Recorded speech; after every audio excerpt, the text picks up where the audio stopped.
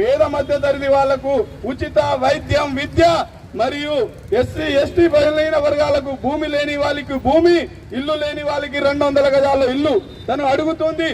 పూర్తిగా కరెక్ట్ న్యాయమైన డిమాండ్ కాబట్టి ఈ రాష్ట్ర ప్రభుత్వము గత 75 సంవత్సరాల నుంచి గతంలో అధికారంలో ఉన్నోళ్ళు, ఇప్పుడు అధికారంలో ఉన్న వాళ్ళు ఎప్పుడు పేద మధ్యతరగతి వాళ్ళను మోసగించి తన పూట గడుపుతున్నారు. కానీ ఎవ్వరు కూడా ఈ పేదవాళ్ళ కోసం పనిచేసిన నాదుడే లేడు.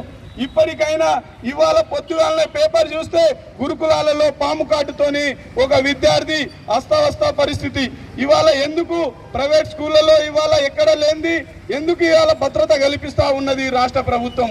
ఎందుకంటే ఇవాళ విద్యను దూరం చేస్తే పేదవాళ్ళైనా ఎస్సీ ఎస్టీ అయినా మనము విద్యను దూరం అయితే బానిసలుగా అవుతాం. బానిసలైతే మళ్ళీ కూలీలుగా పనిచేసుకోవాల్సింది, మళ్ళీ దొరల గడిల కింద మనం